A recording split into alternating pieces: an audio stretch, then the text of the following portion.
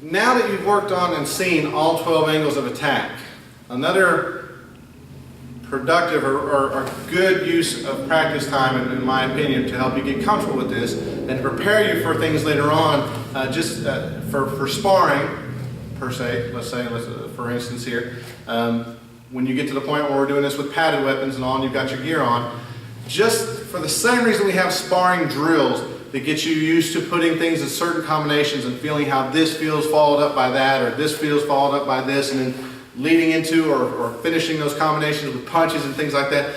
The same thing, I would suggest practice these angles and start trying to figure out what's comfortable for you, economy and motion wise. So I finish angle number 1 and my stick's all the way down here. Does it make sense to me as a fighter if I want to be good? And by the time you're working on this in your curriculum, you're a black belt, you're a secondary black belt, so you should understand enough about what's smart in a fight versus what's not. It doesn't seem as smart to me to come all the way back up over here and expose my ribs to come back down for angle 2. So economy and motion wise, saving myself some time and energy, seems smart to do angle 1 and follow that back up with angle 7. 1, 7, 1, 7, 1, 7. Those two make sense. 3 and 4 going back to back makes sense. If I want to try to, if I'm having fun or whatever and I'm just shadow sparring at home and making stuff up, then I might, 3 may lead me into a spin kick. Then may follow up with something else. You just never know. So, but without adding the kicks in right now, or without adding weird cool jump spin things and all that stuff, then 3 and 4 makes sense. 3 and a puño strike might make sense if I'm coming in, sliding in for that during that 3 attack, right? Angle 2 and 6 makes sense. And again, I'm twisting my wrist so that that second ridge of knuckles is what leads the way, is the bladed side, demonstrates the bladed side of my stick. So think about that, mix it up a little bit, and get comfortable with that. Because you may end up needing to do that repetition a few times to get comfortable with it, and that may be natural for you then when you get to sparring. That may help you out. You block someone's attack here, whatever, with that angle, and then you counter with the opposite angle, and they're not ready for it. Their stick's over here somewhere or whatever still because they tried to do something else to you, and you hit them in a good spot, right? So think about that for you as you're working on these angles. Then you want to take it to another level, add some other things to it. If you worked on already some twirls, the forward twirls, backward twirls, mix it up, work on that. If you worked on some of the footwork drills, whether it's step, step, or sliding in, stepping 1 and 2, then add that in there, right? You want to work on that with all of your techniques, even if you're just going through 12. So I came in on angle 1, out on angle 2, in on angle 3, out on angle 4. I'm practicing how I'm getting in and getting out of this situation, right? Mixing up my footwork a little bit. Mix it up with which hand you're using. So I go 1, 7, 1, 7, 1, 7, 2, 6, 2, 6, 2, 6, switch, 1, 7, 1, 7, 6, 2, 6, 2, 6, switch or something, and kind of have some fun with it.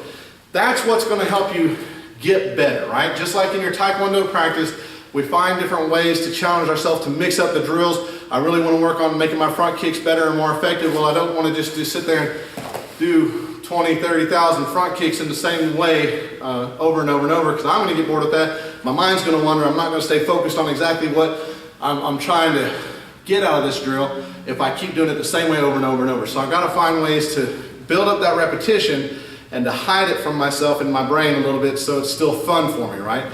So shadow sparring, mixing it up a little bit is a fun way to do that. Practicing how you're going to move in, out of situations, how you might add twirls, other things like that. Once you got to the point where you're watching the other videos on the dexterity drills and you're watching how to do the back passes, then maybe that's how you mix it up a little bit. You do a back, or sorry, that's the back pass, but the shoulder catch, right? Or back pass, shoulder catch, and then keep going on, or you just rebound it, you pull it back here like you're pretending you're going to catch it, and then pull it back out to do another attack. Right? So those are all different ways you can mix it up a little bit, have some fun, and still be practicing the right techniques, proper techniques, and feeling what feels natural. Does it feel natural for you to go over here No, that doesn't feel natural to bring it all the way over to this hip and try to figure out what I'm going to do. So that may be a rebound that comes over here to a back pass, set me up, whatever it is I'm going to do after that, right?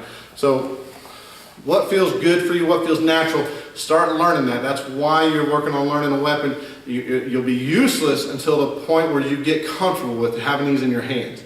And again, I'm working on one stick at a time right now before I work on adding the second stick in. I want to get really, really comfortable one at a time on either hand, my left or my right one being in charge, before I start working on doubling up with two sticks, okay?